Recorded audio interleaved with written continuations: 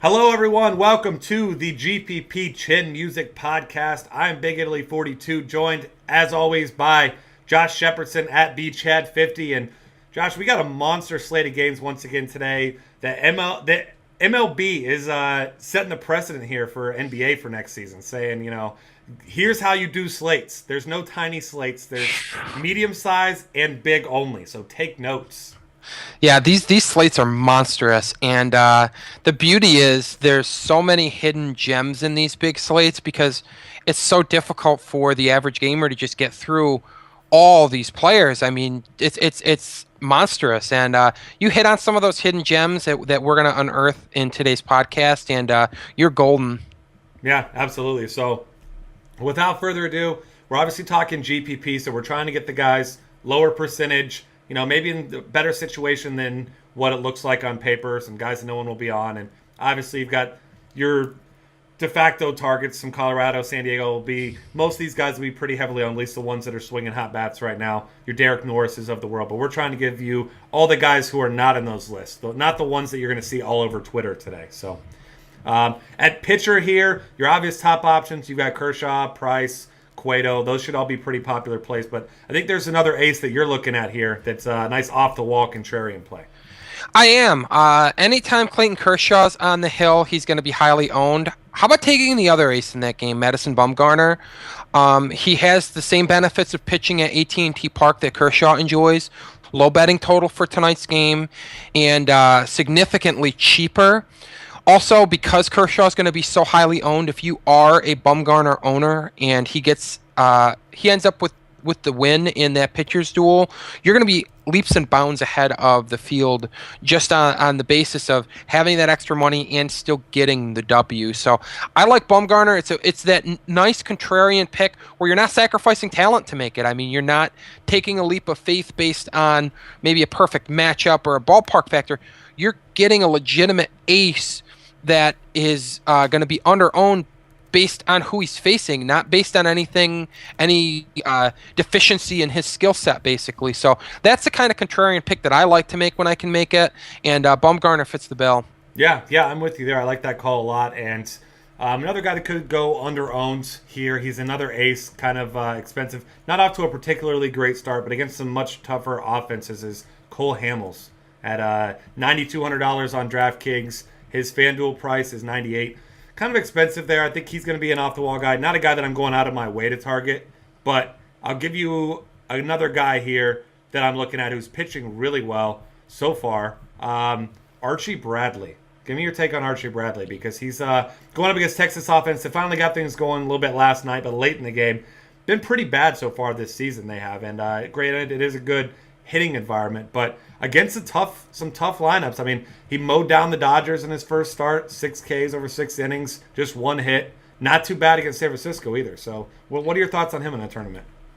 In a tournament, I mean, he's the kind of electric-armed, cheap pitcher, especially in DraftKings, that you're going to like. $6,800 makes him an appealing SP2. My biggest concern with Bradley is his walk rate. Better than 4 walks per 9 so far. Lines up favorably with his high walk rates in the minors, so we've seen that. Basically only using 2 pitches right now, which does concern me as the book gets out on him a little bit. Just throwing fastball, just throwing curveball. But, I mean, you're looking for upside in GPPs, you're looking for savings, you're looking for guys that are under-owned. Archie Bradley checks all of those boxes. I do worry a little bit about Chase Field tonight, but he is facing an AL team headed to an NL ballpark, so he's not going to have to face a designated hitter, which is always a plus. And opposing Giovanni Gallardo isn't exactly the scariest pitching assignment. I mean, he's already pitched against Bumgarner and Kershaw. They don't get much more difficult than that. So not a bad GPP play. Probably not one that I'm going to roster heavily, but there's definitely merit to it. Yeah, absolutely. Any other pitchers here you're looking at as your GPP targets? I'm going to go back to the H well and go with Jason Hammel, not to be confused with Cole Hamels. The Chicago Cubs pitcher was very good with them last year. Really, his over 5 ERA is saddled by an ugly Brian Schlitter relief appearance in his last start. Hamill left with a couple runners on. Schlitter was unable to strand them, so Hamill got stuck with an uglier start than he should have. Swinging strike rate's down just a little bit this year, but the fastball velocity's still there. Slider's still missing bats, and he's facing a Pirates roster that's been rough around the edges against right-handed pitching so far this year, doing so at PNC Park tonight, which is a good run-suppressing ballpark. So I like Hamill tonight, priced really cheap. He's probably my SP2 of choice on DraftKings tonight, and he's not as cheap as I'd like on FanDuel to roll out, but I will be using him very heavily on DraftKings this evening, weather permitting. We'll just have to keep tabs on that. I do see there is a forecast of rain. I don't know what the percentage chances are now, but as long as that game looks like it's getting in, I like Hamill quite a bit. Yeah, I like that, definitely. And I saw a little bit of rain concern as well. So far, it just looks like, at worst case, a small delay. Hopefully not anything too concerning. So I think we should be good on that end. All right, moving on here to catcher, where once again, Derek Norris is going to be a really popular play. But on the opposite side of that, a guy who had himself a great game last night, a home run and a triple. He's at $3,100 on DraftKings, assuming that he's in the lineup. I mean, hit fifth last night. Nick Hundley at just $3,100 there. Makes for a nice contrarian play. Contrarian while not even being that contrarian, because everyone's going to be targeting that game, of course, being in Coors Field. He's $3,000 on FanDuel as well. So maybe find this sneaky guy in the game that everyone's playing as the ultimate contrarian play. Definitely. I mean, you're going to get the benefit of that high betting total. You're going to get the park factors boost.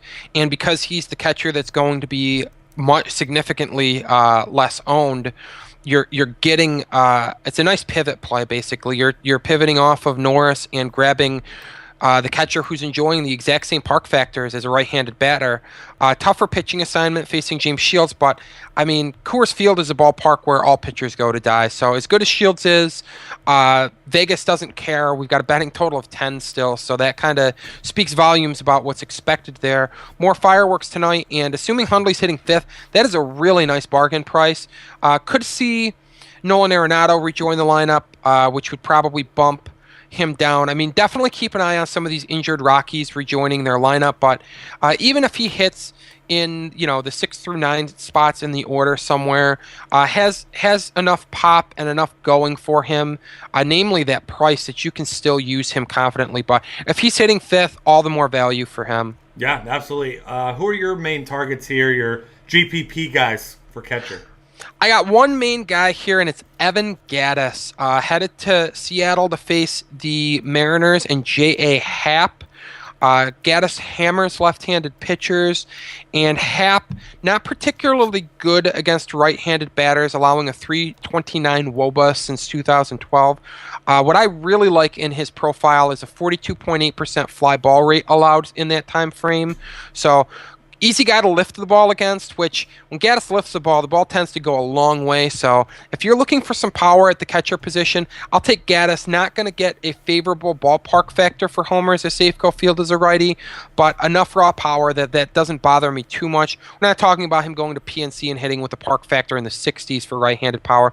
It's upper 80s, so he should be fine. The park factor shouldn't take too much bite out of his thump, and the Happ matchup is just too good for me to ignore. And another guy that should hit in the top 5 in his order, so you're getting that benefit as well. Yeah, absolutely. I mean, anytime you can get a catcher in a good spot, that's a good way to go, whether it be a value play or an upside guy like Gattis, because as we know, catchers tend to bat right around 7th, 8th, even 9th a lot of times in the AL. And we were even seeing a lot more NL teams batting the pitcher in the 8th spot now, and maybe putting one of their catchers, a shortstop, one of their lighter hitting guys down in the 9 hole. So definitely when you can take advantage of that lineup position, that's a great way to go.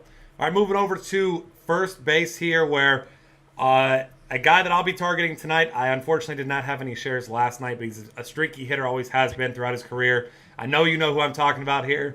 Edwin Encarnacion hit 2 homers last night. Unfortunately, they were solo shots, but you can't complain too much about 2 homers. And we know Ubaldo Jimenez, his struggles. I mean, his walk rate is astronomical, so there's usually some ducks on the pond, as you like to say. And I mean, he doesn't exactly have a very good ground ball rate either. His ground ball rate only 41% last year, 36% fly ball rate. Obviously a great park factor there at the Rogers Center. So I think he's going to be my expensive option if I wanted a little GPP swerve tonight. In Edwin's case, are they parrots on the pond? Since we got the little parrot thing he's got going on, but as long as they score me points, it doesn't matter who's standing on that base. yeah. So I like the Encarnacion pick. You have to love having any hitters at Rogers Center. You noted Ubaldo Jimenez's issues with control and the possibility of him walking the ballpark. I like another first baseman in that game. I like Chris Davis a little bit. It's really feast or famine with him, but it's the same idea. Aaron Sanchez has struggled with his control in the big leagues as a starter so far. Actually has walked as many batters as he's struck out so far, with a 12.2% walk and strikeout rate this year. So if he's walking the ballpark, Davis is in a really good lineup spot to take advantage of that. Furthermore, if his control issues result in him throwing a cookie to Davis, Davis can feast on those and hit the ball a long way. So big Rogers Center park factor of 123 for homers for left-handed batters, 133 for doubles. So those are huge numbers for park factors. Davis doesn't need any boost to his power, but he's going to get it tonight. And if you're looking for feast or famine type, which is usually what you're getting when you're going for power hitters, Davis fits the bill. Yeah, I'm with you there. Another power hitter, also first base and third base eligible, hit a grand slam last night, is Todd Frazier. He's a guy we know. I mean, that was a mammoth shot he hit last night. I mean, one of seemingly 300 home runs that were hit in that game last night that just never ended. But he's a nice upside guy there. He's been having a nice lineup spot as well, batting around third in the order for the Reds. So if they keep it going, I mean, obviously you don't expect 16 runs again, but that's certainly a run-producing ballpark there. So I like targeting Miller Park once again tonight. I agree, and while I like Jimmy Nelson long-term, and I'm a fan of him, he's certainly not one of the aces on the hill tonight, so getting some exposure to him is definitely advisable. Basically, any exposure to guys not named Kershaw, Bumgarner, Hamels, and the Prices of the world is a good thing, so I definitely like that tout. I'll give one more name at first base. I'm looking at Prince Fielder, who got on the board with the Jimmy Jack last night. First base is deep. He's coming off of a lost 2014 campaign, so I think he's going to be kind of a forgotten man. Priced cheaper than the big bats, but kind of in that middle tier of pricing on DraftKings. Only 200 less than Rizzo and Encarnacion and V-Mart, so I think you're going to see the other guys ahead of him rostered a little bit more heavily. So he's going to be that under-owned type of player that, in this case, gets to benefit from a great ballpark at Chase Field. Really good ballpark for run production. And he's facing Bradley, who I noted earlier, struggling a little bit with his control, has managed to work around it so far. But if poor control rears its ugly head tonight, could result in some base runners, could result in some run production opportunities. And Fielder's really hitting the ball on the screws thus far this year. 26.9% line drive rate. Obviously, it takes quite a while for line drive rate to stabilize, so we can't expect him to just continue to hit a line drive on more than a quarter of his balls in play, but it's certainly promising considering he missed almost all of last year. We really didn't know what to expect from Fielder coming back, but making a ton of contact, rarely striking out, working walks, and hitting the cover off of the baseball. So I really like Prince Fielder a lot tonight. Yeah, I'm with you there. I was on him last night. I'm a huge fan. Like you said, I mean, he's been crushing the ball. Hadn't seen really that power upstroke last night. Like you said, was his first home run. But I mean, if he starts hitting the ball for power again, the way he's making contact, I mean, he's as good a hitter as there is, especially in that lineup, which hasn't been producing. So watch out for him. And he still should be another under-owned guy tonight. So I like that call a lot. All right, moving over here to second base, where I know there is a home guy here who's generally it's a more of a pitcher's park. But tell me why you like Robinson Cano here. I mean, he's a guy who's probably going to be the highest owned suggestion in today's podcast. I mean, Cano's the best offensive player at his position, so he's always going to get ownership based on that. But I love a matchup with Roberto Hernandez. Hernandez, since 2012, has allowed a 363 WOBA to left-handed batters. That's staggering. I mean, that's more than 3 seasons of data, so we're not talking about a small sample size. Hernandez is lost against left-handed batters. Love Cano hitting in the middle of that order, hitting third for the M's. We'll talk a few more M's later and get back into that, but the fact is, it's a great matchup for Cano, who hammers good right-handed pitching, and Hernandez isn't even good right-handed pitching. So I love the matchup, and don't be fooled by Safeco Field. We know that it suppresses runs. We know that it suppresses home runs to right-handed batters, but according to Stat Corner, it actually has amplified left-handed home runs by 6%. So maybe one of those things where the casual gamer just sees Safeco, says, I don't want anybody there, but Robinson Cano, as a left-handed batter, not going to have a bite taken out of the power, and love the matchup with Hernandez tonight. Yeah, I'm with you there. And any of those Seattle bats at home against righties, that's going to be one of my favorite stacks. I know you had mentioned it to me before the show as well. I love pairing him with Seager and now Cruz this year. It makes for a nice payoff, and especially when they're facing a bad pitcher at home. I like stacking them in my cash games also. A nice little mini stack there, because when they get going at home especially, I mean, that they can put up some numbers in a hurry. So definitely like that call. Elsewhere here at second base, if you're looking for some more guys, a guy that I like in tournaments, tell me your take on him. Obviously, it's going against the guy that you mentioned earlier, but Howie Kendrick is absolutely on fire. If you're not playing Madison Bumgarner, the guy's been batting cleanup behind Adrian Gonzalez, and I mean, he's just mashing the ball. I mean, you look at what he's been doing: 367 so far, 2 homers, 10 RBIs. I mean, multi-hit games in 5 of his last 7. So I mean, Howie Kendrick's in a great spot. His DraftKings price especially is just $3,800, so great price for him tonight. One of the best hitters at the second base position against left-handed pitching too. So you're going to get that nice favorable platoon split, which you're looking for. Lineup spot is cushy. I mean, there's a ton to like with Kendrick there. So I definitely like that play if you're not using Bumgarner. If maybe you're using a Kershaw-Hamill pairing on DraftKings, go ahead and slot Howie Kendrick in for just $3,800 a second base. I know we talk about fading the aces with hitters as best as you can, but this is a case where price point and lineup slot and hitting skills definitely warrant some usage from Kendrick. And as a Giants fan, it pains me to say this, but sometimes Madison Bumgarner's strike throwing and predictability of pounding the strike zone can actually hurt him. You see guys jump on pitches early in the count, and Kendrick is the type of hitter that I think can give him some problems. Makes a lot of contact, doesn't strike out a ton. So if Bumgarner's going to live in the strike zone, Kendrick's not going to be afraid to jump all over an offering if he sees it and likes it, and he can definitely hammer the ball. Yeah, absolutely. I like that a lot. And anybody else at second base that you have highlighted here? I do. I've got a very sneaky under-the-radar play, one that's going to require you to keep an eye on lineup cards when they're released tonight, but I'm going to highlight Jeff Baker. Baker is on the bench for the Marlins this year. The revamped Marlins offense has really left him with much less playing time than he saw last year. Not going to get as much time at second base with D. Gordon there. Not going to really see time in the corner outfield because they got Ichiro backing up all 3 outfield positions, but should still see some time at first base in relief of Mike Morris.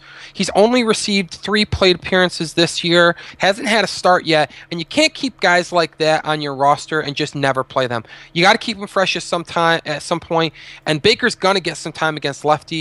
I think tonight's the night that he gets a start. He hasn't started yet.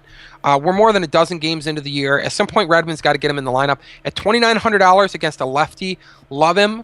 Love the park factor for home runs at Citizens Bank Park. So Baker's got some home run upside. If he's in the lineup, I really like him a lot tonight as a guy that's just going to be forgotten. I mean, that's what happens with a lot of these bench guys. And as a platoon guy, yes, you run the risk of him getting lifted for that last plate appearance, especially if, the Marlins are facing a right-handed reliever. But for his price, I love Jeff Baker on both FanDuel and DraftKings a lot if he's in the lineup. Yeah, and last year, I mean, when he was in the lineup, he was a guy that hit second right ahead of Giancarlo Stanton. And as we all know, that's a place you want to be because you're going to see some pitches with Stanton behind you because they're not going to want you on base for one of the best power bats in the game. So I definitely like that call a lot. And I'm with you. I hope he's in the lineup, get myself some cheap exposure, a little bit of upside there. And I don't mind the platoon. I mean, Corey Hart was one of those guys yesterday, but he was so cheap. It didn't pan out, but, it was the right move to take a shot on him in some spots too. I agree. All right, moving on here to third base where there are a ton of options. This is on my list at least, of course outside of outfield, as far as infield positions go. This is my deepest list. I mean, I've got a ton of guys written up here. And there are going to be some guys that are popular, but with so many options, I think that a lot of guys here will make for good GPP guys. Kyle Seager probably going to be one of the more highly owned guys.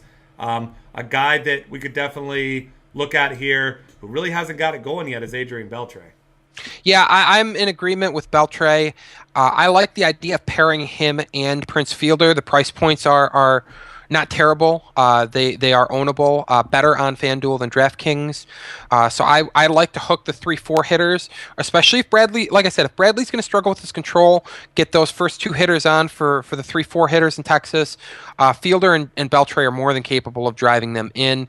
Good ballpark factors at Chase Field for both left-handed and right-handed batters in terms of boosting run production, boosting doubles, boosting homers. So really have a lot going for them. And again, you're avoiding the top pitchers on today's card. So I like being able to do that with a top flight talent like Beltre.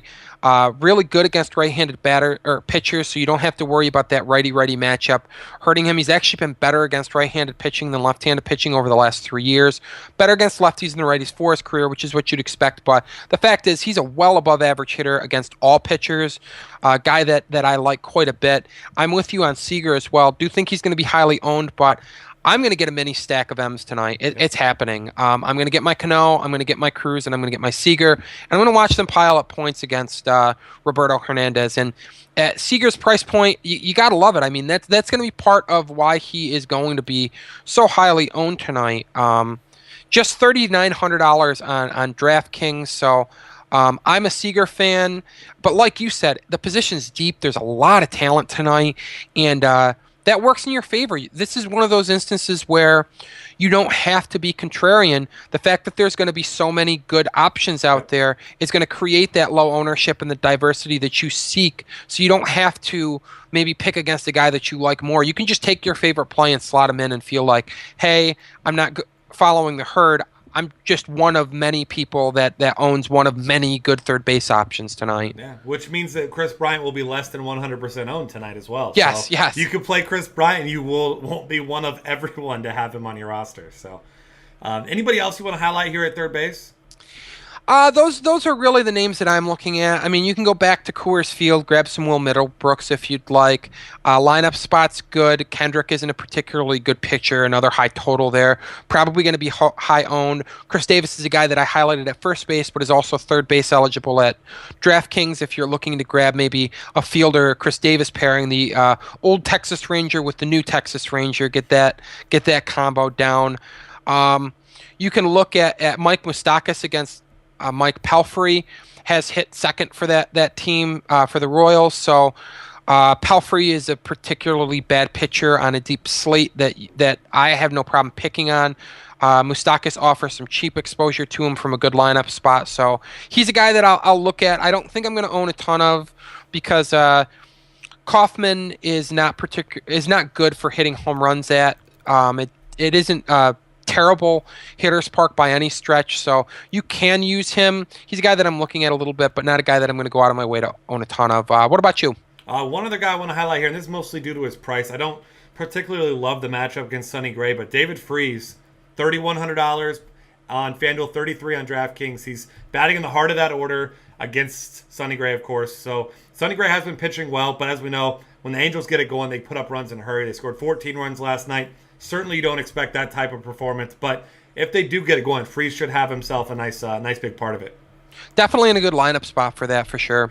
Absolutely. All right, moving on here to shortstop, where DraftKings is getting a little bit risky here with Troy Tulowitzki. And speaking of high ownership, I cannot imagine him not being the highest owned player tonight at $4,800. I can't either. I mean, the Rockies are at home. Yes, James Shields is a fantastic pitcher, but it's not going to turn you off of a sub $5,000 Troy Tulowitzki.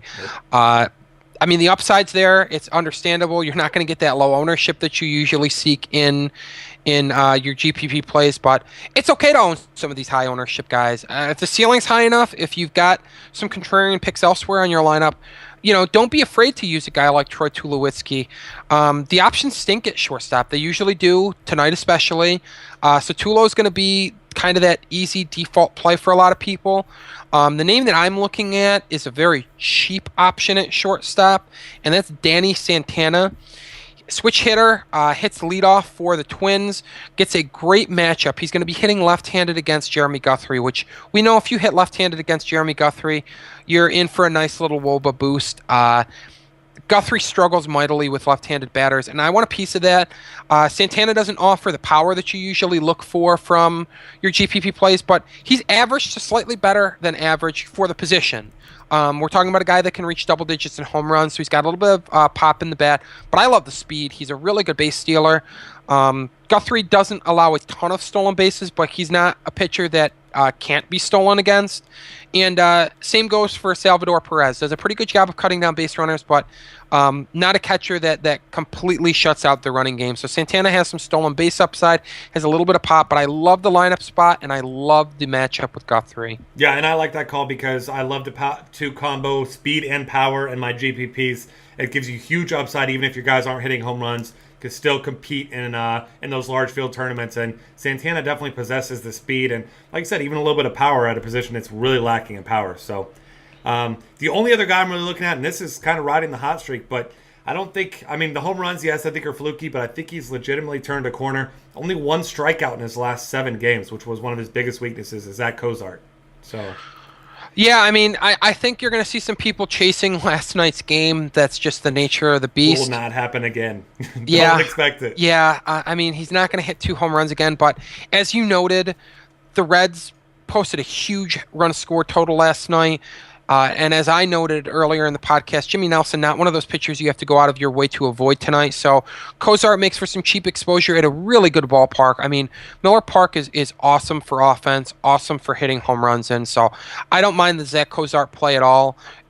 You're chasing power, and you're hoping that the Reds lineup gets to the young Jimmy Nelson. Yeah, absolutely. I'm going to throw out to start the outfield a really, really cheap player. In fact, he's as cheap as you could possibly get in the outfield. That's Paulo Orlando. Obviously, see if he's in the lineup tonight, but he's $2,000. 14 points in each of his last 2 games.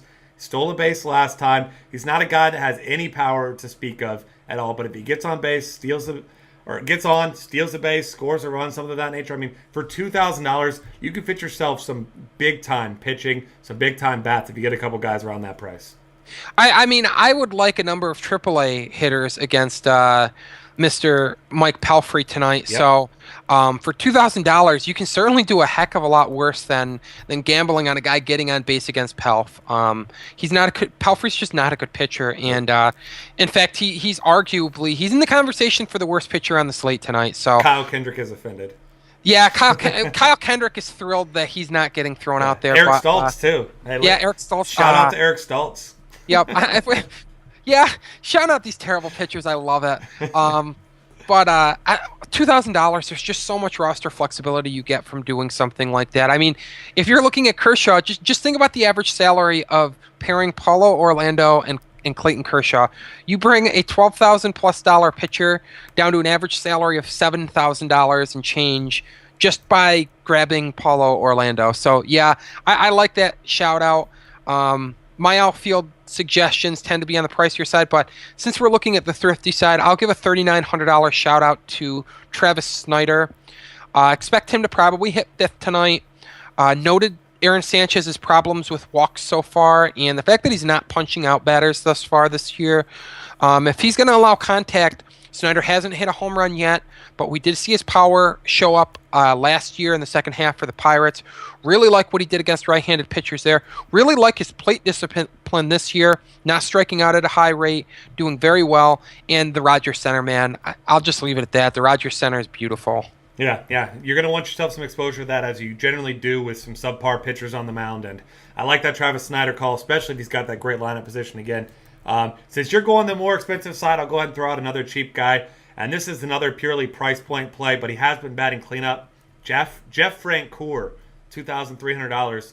I mean, it's not an ideal matchup, but Jared Cozart, not an overpowering pitcher by any means. Below average strikeout rate. He does keep the ball on the ground. And, I'm not suggesting you throw 2 value plays in your outfield, but if you want to go one of those 2 routes, obviously I still prefer Orlando. But Francoeur gives you a great lineup spot at a really discounted price, once again, to help you fit some of those big pitchers. And he gets the benefit of a nice home run park factor at Citizens Bank, so that's always a plus as well. I mean, Francoeur, for all his faults, does have above average power. If he makes contact and lifts the ball against Cozart, he can put it in the seats. So not a bad call at all. One of the pricier outfielders I'll name. There's no suspense with this one. Nelson Cruz at $5,200. As I said, mini stacking me some Robinson Cano, Cruz, and Seager tonight, and watching them beat Roberto Hernandez like a piñata. And you got to have that Cruz exposure if you're going to grab both Cano and Seager. Make sure you're maximizing those bats there and the run production that's likely. So low batting total, probably going to turn some people off, which is fine, but I really like that trio, and that includes Cruz. Yeah, I'm a big fan. I mean, Cruz, on that horrible cold streak, hasn't had a home run in 9 at-bats right now, so... He's due to break out of it, obviously. Yeah, he's still locked in. So even his first game without a home run, he still put up 14 points on DraftKings. So the guy is definitely involved in that offense, and they're a formidable trio at home, no doubt. Another guy I want to mention here, going back to a pitcher we've been targeting, and Lorenzo Cain has been still on fire. The guy's batting .380 on the season. He's doing it all. He's stealing bases. He's got a couple home runs. I'm going to continue to target him because he's one of those guys where you look up here and this 5,000-ish price range, you see guys like Jose Bautista, Andrew McCutchen, J.D. Martinez, Giancarlo Stanton is the same price as Lorenzo Cain. The list goes on. Hanley Ramirez right below him. Everyone's going to target those big bats because they know the name. Now, not everyone's looking at Lorenzo Cain and realizing he's having a better season than just about every single one of those other players. Yeah, and that's huge for the low ownership, which you really want to differentiate. You got to go against the grain to differentiate from the field, and Cain makes for a strong target again. Grab some shares of guys hitting Mike Pelfrey. I take a strong AAA lineup against Pelfrey. The Royals are slightly better than that, so get yourself some Pelfrey exposure. I'm going to go back to Coors Field for my next pick, and I think it's going to be a guy that is under-owned, and it's based entirely on a slow start, but Carlos Gonzalez, $4,400 at DraftKings, and I believe $3,900 at, let me pull that up real quick on FanDuel. I gotcha. Even cheaper than that, $3,700 on FanDuel. So great price point on him. We know how dominant he's been at Coors Field against righties. I highlighted it yesterday in the cash games picks.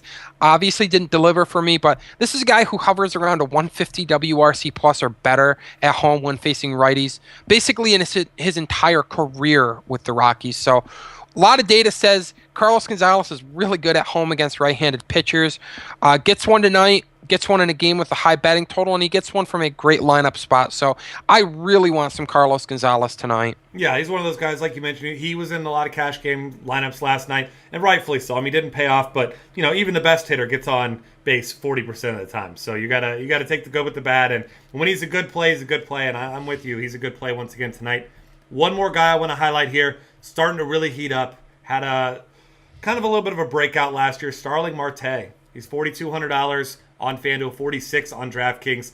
You look what this guy's doing recently. His numbers, he's still batting just .208 on the season, but 5 home runs now, 12 driven in, and you look over his last 5 games, 4 home runs in his last 5 games, and 10 RBIs. So this guy's mashing the ball. He's doing what we all expected Andrew McCutchen to be doing right now. But at not much of a discount now for McCutchen, whose price is down. And I had myself some McCutchen in cash games last night as I'm watching Marte once again crush balls into the seats. So I'm going to get myself some exposure to Marte and ride the hot streak here against Jason Hamill. And really great stolen base upside, too. He possesses that power-speed combination you desire. So like the call, decent play if you're not using Hamill as your SP2 on DraftKings or using him as your SP on FanDuel in GPPs. Definitely like the Marte call. All right. Anybody else you want to highlight here before we get out of here? Nope, that's going to wrap it up for me. All right. Well, thank you guys for hanging out with us. This is going to be the end for us until tomorrow. I'm Big Italy 42. He is at BChad50. Follow us on Twitter at DF Cafe. Check out all of our great content for tonight's action at dailyfantasycafe.com, and we will see you tomorrow.